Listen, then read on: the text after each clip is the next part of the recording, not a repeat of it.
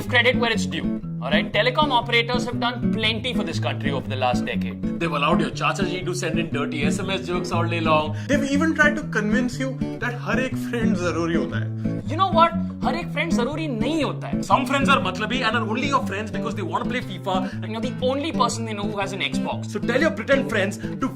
Anyway, the point is, if you're one of those 3 people in the country that actually likes your telecom operator, don't worry. Because we finally have something that will push you over the edge. Because right at this very minute, India's telecom companies are lobbying the Telecom Regulatory Authority of India to enact a regulation in a way that will change the way Indians are using the internet forever. These telecom operators are going after something that's called net neutrality.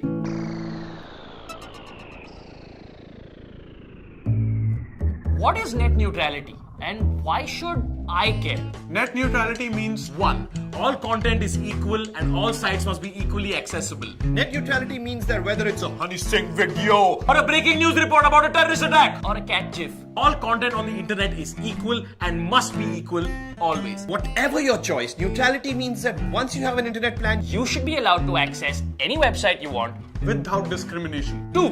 Neutrality also means that no matter what telecom operator you're with, You should be able to access all data on the internet at the exact same speed. simply put, just because your telecom company hypothetically has a deal with, like, say, Flipkart, Shouldn't mean that they can make the Amazon website or an independent retailer's website load slower for you. so slow in fact that you eventually give up and you're forced to shop at Flipkart because it's the only one that opens fast. Except right now, telecom operators want the option of doing exactly that. Yes. which sucks because let's be honest, The only thing worse than no internet is slow internet. Ye chalu kyun nahi ho raha hai? Why is this not? Telecom operators want to carve up the internet into a bunch of different sections such that you have to pay to access every single one of them separately. Imagine you go to a children's park and you pay 100 rupees to get it.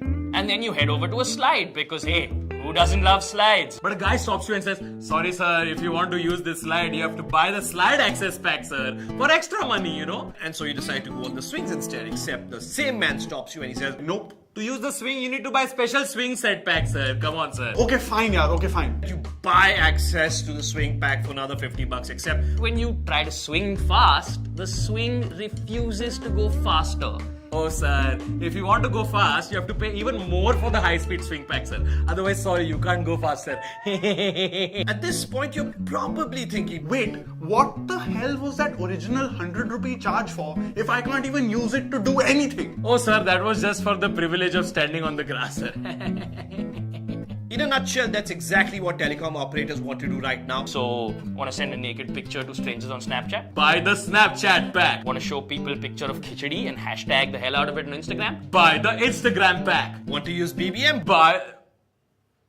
Why are you still on BBM? And it's not just users. The loss of net neutrality hurts you if you're a startup or a fledgling internet business. Hypothetically, Big players like WhatsApp Could go to a telecom provider, pay them money, and say, well, give people my service or website for free, But charge the crap out of other people if they want to use this other new guy, sweet little independent service. which pretty much puts any competition that doesn't have deep pockets out of business for good. why don't more people know about this? And why aren't more people angry about it, man? A few internet activists have been screaming themselves hoarse about this, but let's face it. you pay roughly the same amount of attention to an internet activist as Arvind Kejriwal does to an open letter from Prashant Bhushan. So naughty. Now, it's not like TRAI is trying to bury the fact that telcos are doing this and praying no one notices. I mean, to be fair, Try has been very helpful and put the issue up on their website, In a 118-page long consultation paper, In size 10 font, sandwiched between 3 other links. while 5 other images violently distract you with their shitty slide effect. And the best part is the paper is titled Consultation paper for regulatory framework for over-the-top services. First of all, that's a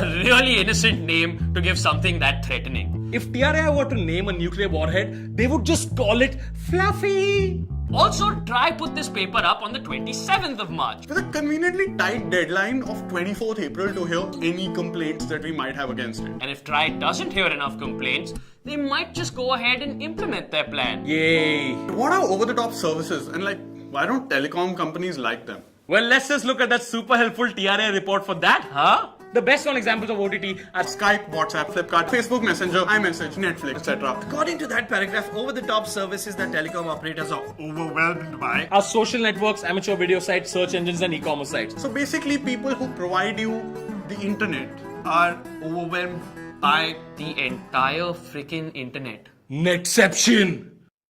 So, why are telecom companies fighting net neutrality? Simple. paisa. Paisa. Telecom tum paisa. What TRAI is basically saying in that clause is that Telecom providers only make money off data usage but no other revenue from carriage or bandwidth. On the other hand, apps and websites make a lot of money by sending their data across this bandwidth. and the telecom operators don't get a cut of that. Yeah, because you didn't make that app or website. Also, one of the arguments telcos are making is that they pay a shitload of money to build infrastructure to create and maintain these data services. But then these over-the-top services eat into their revenues. Making it impossible for them to earn their investment back. But that's just it. Data usage is making telcos money. For example, in the first 9 months of the current financial year, Airtel's revenue from data usage has grown every single quarter and shows no signs of slowing down.